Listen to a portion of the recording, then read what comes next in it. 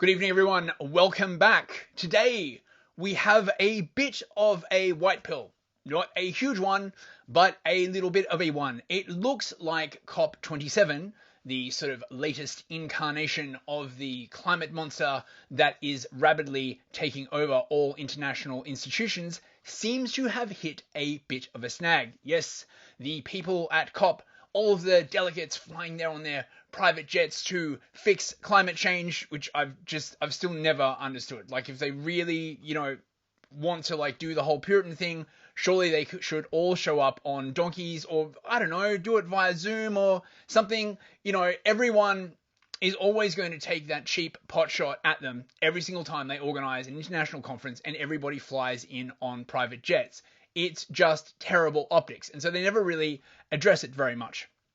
Now, the COP conference actually ran over 2 days beyond the end date because they couldn't quite get a deal. And the reason that they couldn't get a deal was this loss and damage fund that they wanted. Essentially, they wanted a way to set up a climate fund. They were looking at something like 100 billion a year. But it doesn't look like it's going to happen. And I've got a few articles here that we're just going to take a quick look through. So basically here, it's bemoaning that although they did manage to get some kind of deal on the loss and damage funds, there was no agreement for tougher emissions reductions. Now, this is definitely a win. The last thing you really want are countries signing up to UN treaties mandating emissions reductions, because all of these emissions reductions are going to have economic impacts on the countries that sign up. And all the countries at the moment, particularly with the world economy sliding the way it is, need all of the growth that they can get. So trying to get these countries to sign up now to policies that are going to massively crimp their growth is very, very hard, unless you're Canada, basically, which was touted as sort of the shining beacon of hope, Western countries taking up the climate initiative for obvious reasons. However, this may only last while Trudeau is in government, however long that may be. So despite having no agreement for tougher emissions reductions, we went with what the agreement was here because we want to stand with the most vulnerable, said Germany's Climate Secretary Jennifer Morgan, visibly upset. Oh no, Ms. Morgan, Frau Morgan, you may be visibly upset, but I'm quite happy about that personally. Delegates praised the breakthrough on setting up the fund as climate justice for its aim in helping vulnerable countries cope with storms, floods, and other disasters being fueled by rich nations' historic carbon emissions. Now, first part of that, I'm 100% on board with, right? If rich countries want to help smaller countries because of natural disasters, that's totally cool. However, the step beyond by basically saying that every single natural disaster that happens to these countries, whether it's subsidence, earthquakes, floods, whatever, is the responsibility of rich countries because they had too much economic development and released too much carbon. You see this very clearly with the United Kingdom, which, for example, at the moment, I believe accounts for something like 1% of the world's total carbon emissions, but they bumped that up to 5% to take into account its historical role during the Industrial Revolution. Now, if the UK were smart, they would have bonked this on the head and said, get the hell out of here. But, of course, everyone is enamored to the climate ghost at the moment, and they all have to say the right things, lest all the greenies get up in their business. When asked by Reuters whether the goal of stronger climate-fighting ambition had been compromised for the deal, Mexico's chief climate negotiator, Camila Zapata, summed up the mood among exhausted negotiators: probably. You take a win when you can. Oh no, climate bros! Oh no! Don't tell me you're getting, dare I say it, climate fatigue? Climate exhaustion? The climate revolution must go on, comrades. Look, you may be disheartened now, but wake up next morning, drink your soy milk, grab your Extinction Rebellion green headband, put it on, summon your cadres and take to the streets. Only we can make the climate revolution happen, comrades. And hopefully soon, once we have outlawed all fossil fuels and there are no more cars and nobody eats any meat, we can enjoy a starvation, carbon, climate utopia. Which, will also equalize economics as well, right? Because, everybody will be poor, except for the small clique of elites ruling the country and making all the laws, right? But you'll never see them because they'll be off in the fucking, I don't know, climate palace somewhere. The People's House of Climate, which is probably what these idiots would rename Parliament to if they had their way. Or maybe the Committee of Climate Safety, head of the People's Assembly, stocked to the brim of climate tards who would be denouncing each other for how many times they flushed the toilet and whether or not they ate a steak 10 years ago. Tiresome. On the other hand, watching the Green Left go into a sort of massive purity spiral and start, I don't know, guillotining each other. Look, the guillotine is very, very green. Like unlike other sort of, methods of death. Think of all the climate savings you could do if you got like some really good purges going, right? I mean, come on. It might sound extreme, but just hear me out. Give it 5 years, it'll sound like a perfectly reasonable idea. That's the way this shit goes. The 2-week summit has been seen as a test of global resolve to fight climate change. Even as a war in Europe, energy market turmoil, and rampant consumer inflation distract international attention. The thing I love about the climate tards is that they're just always like, this is the most important thing ever, right?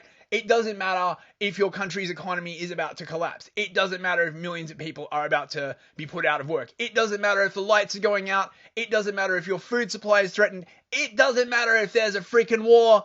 Climate, right? And I honestly think that this is basically what's happening. A bunch of like countries, that have been going along with this are saying, well, look, this is all very, very nice, but at this point, you're basically asking us to collapse our economy, and, the peasants are already getting a bit restless, maybe we should back off this for a bit. So, yeah, they're highlighting the plight of poor countries facing the most severe consequences from global warming, caused mainly by wealthy industrialized nations. It's China and America. Those are the two big ones, right? China, I think, at this point is responsible for like some ungodly amount, like 60% of emissions or something like that, or I don't know.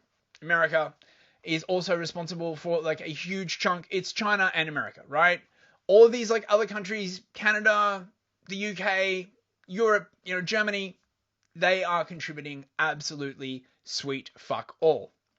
The United States also supported the loss and damage provision, but climate envoy John Kerry did not attend the session after testing positive for COVID-19. Oh, really? Oh, that's very, very convenient of you, John. He didn't have to show up. He's like, my work here is done. I set the stage to get this ball rolling. I don't really need to turn up to this thing. I got the COVID. I don't know how it's possible. I mean, I'm sure he's like, boosted. So I think it must be a lie. I mean, if he's boosted, right, then surely it's a lie that he got COVID. I don't know. I mean, would John Kerry lie is the question. I don't know. He seems pretty trustworthy to me. Negotiators from the European Union and other countries had said earlier they were worried about efforts to block measures to strengthen last year's Glasgow Climate Pact. It has been more than frustrating to see overdue steps on mitigation and the phase out of fossil energies being stonewalled by a number of large emitters and oil producers, said German Foreign Minister Annalena Baerbock. You're asking these countries to collapse their economies, right? Look at what's happening to Germany, for Christ's sake. I am amazed that there hasn't been like popular uprisings, right, in Germany so far. I mean, we may see that. Germany is beginning to approach kind of, pre-French Revolution levels of fuckery at this point. You know what I mean? They're, I don't know, man.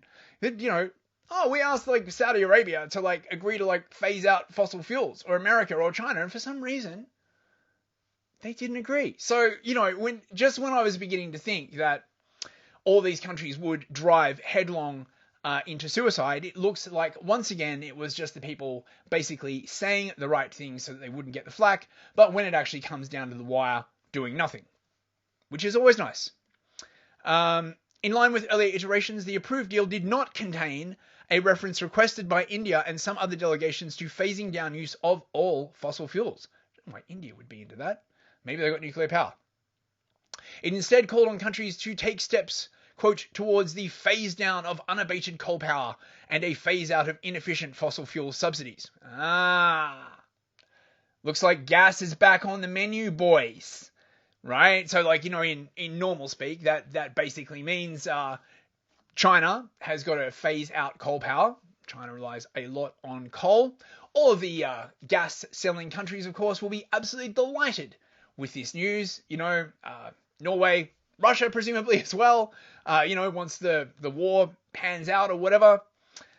Too many parties are not ready to make more progress today in the fight against the climate crisis, EU climate policy chief Frans Timmermans said, describing the deal as, quote, not enough of a step towards people, not enough of a step forward for people and the planet. Forward, climate comrades, always forward to the climate utopia. Oh, I can't wait.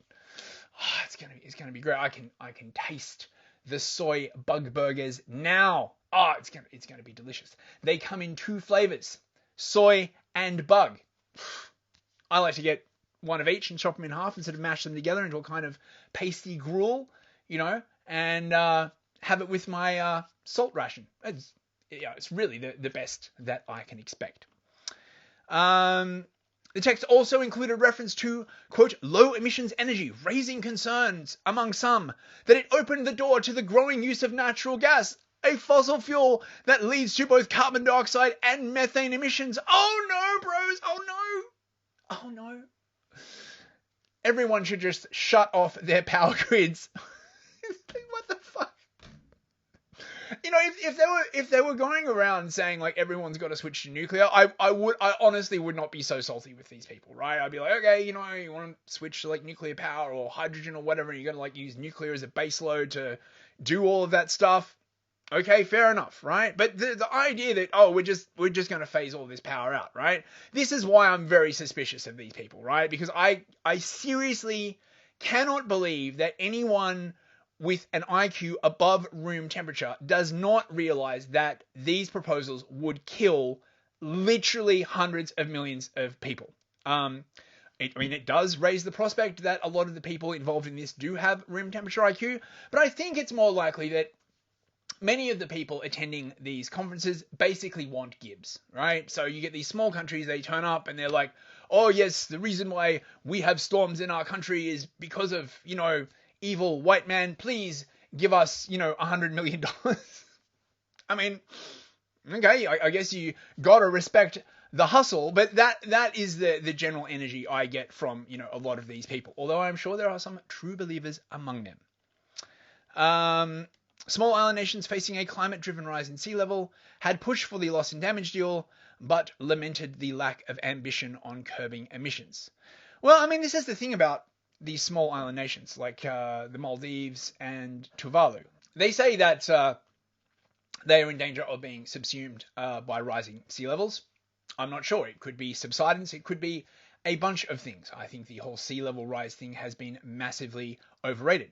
But I can definitely respect, ambassadors from these countries turning up at the UN and demanding, probably enough money to support their economy for, years based on this thing. They could fund infrastructure projects, all this kind of, stuff. Hey, man, hate the game, not the player, right? Climate envoy from the Marshall Islands, yet another one of these small island nations that has gained a lot of prominence because they're like, oh my god, we're about to be erased from the planet if everyone doesn't shut off their electrical power grid. I mean, seawalls? Could they build seawalls? I mean, the Dutch managed to do it, right? Hundreds of years ago. Are you seriously telling me that the Maldives and the Marshall Islands, they couldn't build a seawall? Why must everybody in the West, right, be impoverished to protect the Marshall Islands? Now, look, I get it, right? It's probably not great being from the Marshall Islands, okay? But last I checked, you guys have a very, very minimal population, right? I really don't think it's fair to expect the entire West to basically turn off its entire electricity grid for very, very spurious scientific reasons. So it looks like the actual stuff that came out of COP, apart from that, was pretty piss poor, to be honest. We had the Friends of Greening National Investment Plans in Africa and Developing Countries initiative. Could you make a fancy acronym for that? Like, what the hell? I mean, this is like bureaucratic speak. Shaping the process of planning and designing the economic policies in a manner that factors the impact of climate change, quantifying the efforts made in mitigation and adaptation while also identifying the gaps and support needed, and proposing a set of essential guidelines, criteria, and policy advice to implement the implementation of the Paris Agreement. What does that mean? Is that just going to be a bunch of people like meeting? Like you're just gonna like that? Just sounds like a big think tank thing. The Low Carbon Transport for Urban Sustainability, or LOTUS initiative. You know, that's a good acronym. LOTUS. It's a plant. It grows. It looks pretty, right? That's basically pushing more electric cars. Decarbonizing the urban mobility landscape is a priority. Way these freaking people speak. For the presidency and featured prominently, blah, blah, blah, blah, blah. With half the world's population living in cities, transportation makes up 37% of CO2. Great.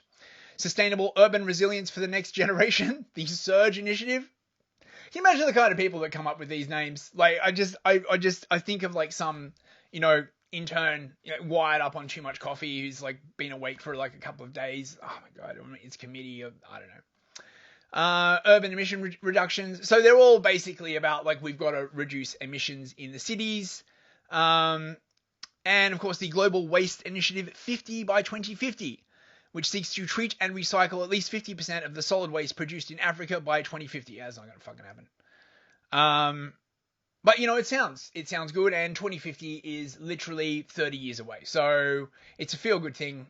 Now, as far as the loss and damage fund, well, it doesn't look too good. Loss and damage climate Gibbs bros. I'm afraid it looks like the wider disasters in the world are, kind of blunting the desire for Gibbs. And I think as well, all the strings attached, quite frankly. Countries like the UK, for example, have long maintained an echo of empire by giving foreign aid to poor countries as a way to leverage influence, get things done, and, just generally have a hand in countries all around the world just by paying them. But I think it's starting to get a bit much with the loss and damage thing, because there is essentially an almost unlimited upside. If the richer countries accept responsibility for any weather disaster that happens in poorer countries, it will be a literal infinite Gibbs. Every single time something happens, they're going to be on the hook for potentially unlimited amounts of money. Computing the financial claims associated with climate damages is highly complex. Yes, I bet it is. Climate change could have already eliminated 1/5 of the combined economy of 58 of the most vulnerable countries over the last 2 decades. Equating to economic damage of 525 billion. Woof. That's a lot of Gibbs. But such estimates are extremely difficult to do, and as such remain subject to discussion. Yeah, I bet they do. I bet the discussion is the poor countries are like, oh, no, it's more than that. We need much more money. And the countries that have to give the money are like, no, you can't prove that. We don't have to give you that much money. The idea of a mechanism to help vulnerable countries address loss and damage has gained support over time. COP26 came close to creating a, quote, Glasgow loss and damage facility, so this is just recycled from last year, that would have channeled funding from rich nations to poor and climate vulnerable countries. However, the initiative was ultimately rejected by rich economies led by the European Union. Wow, the European Union actually rejected something? I'm amazing. And the United States, which feared unlimited liability, as I was saying, bros. Nevertheless, loss and damage is a cornerstone of international climate justice. For this reason, the item needs to be at the top of the global climate agenda, alongside the other fundamental global climate justice issues. Finance is falling short. Oh no, climate bros, my green Gibbs. In 2009, developed nations agreed to deliver 100 billion a year by 2020. What's the year now? Is it 2020 yet? Oh, it didn't happen. Oh, amazing. To support the efforts of developing countries to reduce emissions and adapt to climate change. Does China count as a developing country? This promise was not kept. Oh no. Depending on how it's measured, particularly how loans are treated. Oh, these are going to be loans, are they? Not gifts, loans. Well, nothing has ever bad has come from a rich country lending poor countries large amounts of money. You know. Woof. The shortfall ranges from about 20 billion to about 80 billion per year. So, depending on who you ask, the 100 billion a year is between 20 billion and 80 billion. And once the financial crash really starts biting, I imagine that is going to go downhill quite fast. The agreement of the last climate summit, Glasgow, merely extended the deadline for rich countries to deliver the same promised amount to 2025. They're just coming back every year, being like, "Yo, about that 100 billion a year," and the rich countries are like, "Oh yeah, we're on it. Just maybe like next year or something like that," and then they come back, "Next year, we've got a few problems at the moment." Extended the deadline for rich countries to deliver the same promised amount to 2025. Rich countries should also at least double the financing destined for adaptation from 20 billion in 2019 to 40 billion now. Oh, come on, 20 billion, 40 billion. What does it matter? Just to give you an idea, right, of how much money that is. All of the tax rises and shit in the UK, like all of the crap going on, basically is to scrape back, I think, like 59 billion or something, right? So these are serious amounts of money that could be used to help the population. So this is a kind of just global taxation suck. For context, the United Nations estimates that the climate pledges presented by developing countries under the Paris Agreement imply a total financing need of 5.8 trillion up to 2030. Fuck. Whoa, that is a lot of cheddar. Dude. 6 freaking trillion up to 2030. So, like, that's a lot more than 100 billion a year.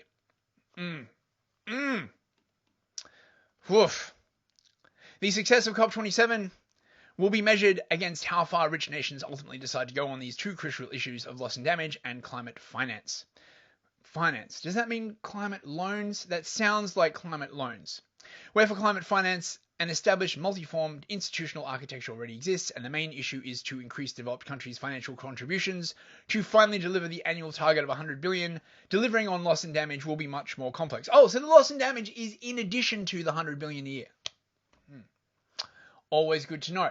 Anyway, that's basically it. Just wanted to let you know that COP27 was not all that it was cracked up to be. Again, I was quite worried that they would all basically show up and be like, right, that's it, we're a green planet now. But fortunately, one of the great things about planet Earth is that it's almost impossible to get everyone to agree on something all at the same time. Which, a lot of idiots think is a bad thing, but I think it's a great thing because it has a tendency to prevent global totalitarianism. Anyway, if you enjoyed this video, please give us a like, share, subscribe, all that kind of stuff. If you're on Odyssey, you can send us coins. If you're on YouTube, thanks for watching, and I'll see you next time. Good night.